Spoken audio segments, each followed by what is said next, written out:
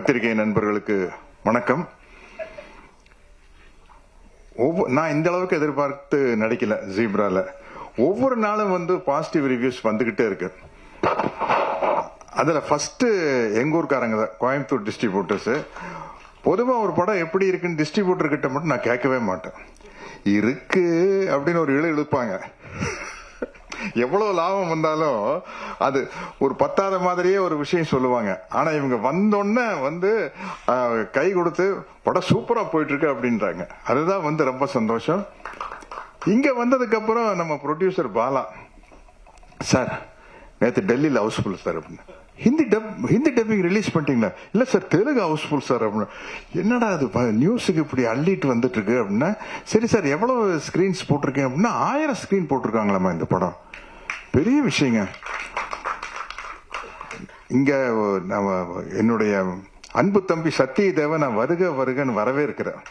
ஏன்னா அப்படி ஒரு டெடிகேட்டடான ஆக்டர் இங்க வந்து பேசினாரு. தமிழ் சரியா தெரியாது, கொஞ்சம் அட்ஜஸ்ட் பண்ணீங்க அப்படின்னு. என்ன எவ்வளவு வருஷமா தெலுங்கு அட்ஜஸ்ட் பண்ணிட்டு இருக்கு. 15 வருஷமா 2008ல இருந்து நடிச்சிட்டு இருக்கிற தெலுங்குல போனோன்னு நீங்க பாத்திருப்பீங்க. அந்தரிக்கு நமஸ்காரம் அதோட கட் பண்ணா, அதுக்கப்புறம் வந்து இங்கிலீஷ் வேற அறகுறை. இதை வச்சுட்டு எதையோ பேசி ஒவ்வொரு தடவையும் நெக்ஸ்ட் பிக்சர்లో యాక్ట్ చేసినప్పుడు నేను జరూరుగా కన్ఫర్మ్గా తెలుగులో మాట్లాడతాను. இப்படியே 15 வருஷமே சொல்லிட்டு பேசுறது இல்ல. அதுல என்னன்னா, நான் கொஞ்சம் ஒரு மெத்தனமான நடிகர். அதுல இன்னொரு என்ன கம்ஃபர்ட்னா, இந்த ப்ராம்ப்டிங்ல நடிச்சு பழகிட்டோம்னு வச்சுங்களேன், ஒரு மொழி ஈஸியா கத்துக்க மாட்டோம். நம்மளுக்கு ஒரு கான்பிடன்ட் வந்துடும். ப்ராம்ப்டிங்ல அடிச்சு விட்டுலாம்யா, அப்புறம் பாத்துக்கலாம் அப்படிங்கிறது. யாரோ ஒருத்தர் டப்பிங் பேச போறாங்கல்ல, அவங்க பாடு படத்துக்கு ஆச்சு அப்படின்ட்டு. ஆனா முதல் தடவையா வந்து ஈஸ்வர் என்ன கம்பல் பண்ணி இந்த படத்துக்கு டப்பிங் பேச வச்சிட்டாரு. ஒரு படம் பேசிருக்கிறேன், நானியோட சிஸ்டர் டைரக்ட் பண்ண ஆந்தாலஜி மீட் கியூட் அப்படின்னு ஒரு படம். அதுல வந்து பேசிக்கிறேன். அது எப்படி, அது வந்து ஒன்லி ஓடிடி பிளாட்ஃபார்முக்கு தான். இந்த படத்துல ஈஸ்வர் கம்பல் பண்ணி பேச வச்சாரு. என்னன்னா, அங்கேயாவது நானியோட சிஸ்டருக்கு வந்து தெலுங்கு தெரியும், நமக்கு இவருக்கே தெலுங்கு தெரியாது. எப்படி இவரை நம்பி நம்ம களத்துல இறங்குறது? அப்புறம் கரெக்டா பேசி கீசி சமாளிச்சுட்டு ஒரு தடவை கரெக்டா இருக்கான்னு பேசி, இப்ப அந்த நம்பிக்கை வந்தோம்னா இப்ப லைனா எல்லா தெலுங்கு படத்துக்கு வந்து நான் தான் டப்பிங் பேசுறேன். Thank you Eswar sir. எனக்கு ஒரு நம்பிக்கை வந்துருச்சு. அந்த படத்துல ஆக்சுவலா அந்த மீட் கியூட்ங்கிற படத்துல எப்படி டப்பிங் பேசுனா, ப்ராம்ப்டிங்ல நடிக்கிறது வேற, ப்ராம்ப்டிங்ல டப்பிங் பேச முடியுமா? நான் ப்ராம்ப்டிங்ல பேசினேன், ஹெட்போனை மாட்டிட்டு அவங்க சொல்ல கேட்டு பேசிட்டேன். அதனால சத்யதேவ், நீங்க ஒன்னும் கவலையே படாதீங்க. நீங்க அடுத்த படம் தமிழ் நீங்க தான் டப் பண்றீங்க. நான் வந்து அந்த சவுண்ட் இன்ஜினியர் கிட்ட நான் உட்காந்துக்கிறேன். அது சும்மா ஈஸியான வேலை. நான் பாருங்க, உங்களுக்கு வந்து கரெக்ட் பண்ணி விட்டுறேன், அவ்வளவுதான். ஏன்னா நாங்க கரெக்டா இப்ப முஞ்சியான ஒரு ஹிந்தி படம் நடிச்சோம். இத்தனைக்கு ஃபுல் காமெடி கேரக்டர். அது நம்ம இங்க வடிவேலு பண்ற மாதிரி ஒரு கேரக்டர். அது எப்படி என்ன அந்த கேரக்டர்ல சூஸ் பண்ணான்னு தெரியல. அந்த படம் சூப்பர் டூப்பர் ஹிட். அங்க அதுக்கு நான் தான் பேசியிருக்கிறேன் டப்பிங் ஹிந்தி. ஒண்ணுமே தெரியாது ஹிந்தியில. என்கிட்ட கேட்பாங்க, ஹிந்தியில ஏதாச்சும் தெரியுமா அப்படின்னா, என்ன நம்மளுக்கு ஒண்ணுமே தெரியாது ஹிந்தியில. அந்த காலத்துல யாதவ் கி பாரத்னு ஒரு படம் பார்த்தா அப்ப சூப்பர் ஹிட். தர்மேந்திரா சார் வந்து அதுல சொல்லுவாரு, ட்ரெயின் மேல ஜம்ப் பண்ணி வந்துட்டு பத்லா பாரு. அதுதாங்க எனக்கு தெரியும். பத்லானா பழி வாங்குறான்னு அர்த்தம். சிரின்னு சிரிப்பாங்க. ஷாருக் கான் வந்து, sir can you speak Hindi sir? I no Hindi sir. What பத்லானா பழி வாங்குறான்னு அர்த்தம். அது யாதவ் கி பாரத்னு ஒரு படம் இங்க 1 வருஷம் ஓடிச்சு. அப்படி வந்த விஷயம். இந்த படத்துல ஒர்க் பண்ண நாளை நமரே தமிழ்ல வாத்தியார் நடிச்ச படம். இந்த டீமே வந்து அப்படி ஒரு டீம். உண்மையிலேயே ஃபர்ஸ்ட் டைம் ஒரு எடிட்டரை பத்தி ஒரு ரிவ்யூஸ்ல எல்லாம் எடிட்டர் பேர் போட்டு எடிட்டிங் சூப்பர்னு சொல்றது இந்த படத்துல தான் நான் பாக்குறேங்க. இன்னைக்கு வந்து அதே மாதிரி தமிழ் இண்டஸ்ட்ரியில இன்னைக்கு வந்து ரொம்ப பிஸியான ஆள் யாரு சொல்லுங்க? இவருதான். ஏன்னா பேன் இண்டியா படம் வர ஆரம்பிச்சதுக்கு அப்புறம் நான் கேட்ட அவர்கிட்ட, சார் இப்ப அனைவரும் நீங்க தான் சூப்பர் பிஸியா இருப்பீங்க சார், நீங்க தமிழ் மட்டும் தான் தெரியுமா, வேற லாங்குவேஜ் தெரியுமா? தெரியாமையா பண்ணிருக்கு. அது போல ஏன்னா எல்லா லாங்குவேஜுக்கு நம்ம பேசிடலாம்.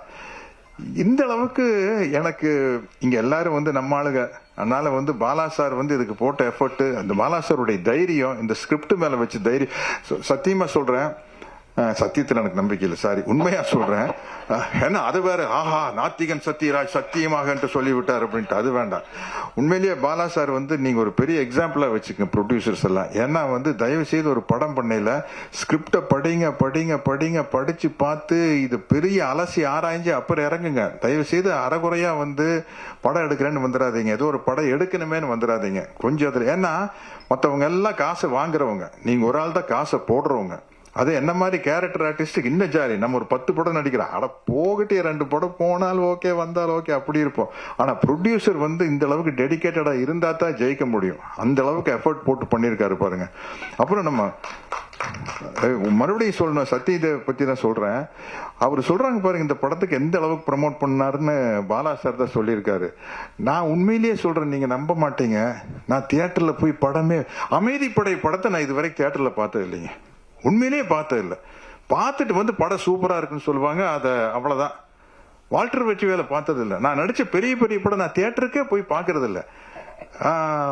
ஏன்னா எனக்கு என்னமோ அதுல டென்ஷனே இருக்கிறது இல்ல.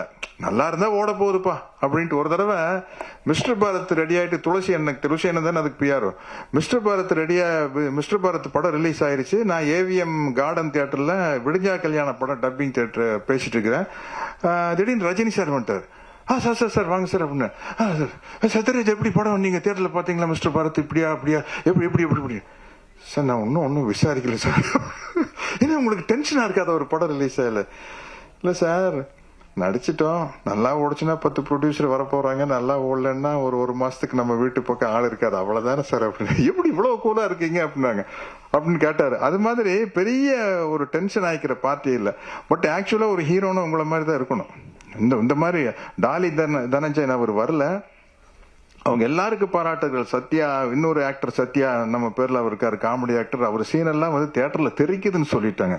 அதே மாதிரி இந்த படத்தினுடைய ஹீரோயின் யாரு பாருங்க, ஹீரோயினை பத்தி நான் தான் பேசுறேன், நியாயப்படி ஹீரோ பேசிருக்கணும். ஹீரோயினை பத்தி ஹீரோ இல்ல பேசணும். நான் அப்பா வயசுல இருக்கிற நான் பேசுறேன் பாருங்க. பிரியா பவானி சங்கர் வந்து ஹேட்ரிக் கிடைச்சிருச்சுல்ல, 3 படம் கண்டினியூஸா சக்சஸ் பாருங்க. டிஸ்ட்ரிபியூட்டர் ஆமாட்டாங்க எங்க ஊருக்காரங்க, ரொம்ப அதுக்கு மட்டும் நல்லா தலையாட்டுறாங்க. பிரியா பவானி சங்கர் ஹேட்ரிக் கிடைச்சிருச்சுன்னு. அதனால இப்போ ஒரு சந்தோஷமா இருக்கு. தொடர்ந்து பாசிட்டிவ் ரிவ்யூஸ் வந்துட்டு இருக்குது. அது காரணம் வந்து பத்திரிகை நண்பர்களாகிய நீங்களும் அந்த படத்துக்கு பாசிட்டிவ் ரிவ்யூ கொடுத்த ரசிக பெருமக்களும் தான். அவங்களுக்கு ஒரு மிகப்பெரிய நன்றியை சொல்லி, யாராச்சும் விட்டுருந்தேன்னா மன்னிச்சுக்குங்க. அவன் எல்லாருக்கும் ஒரு நன்றியை சொல்லி விடைபெறுகிறேன். நன்றி, வணக்கம்.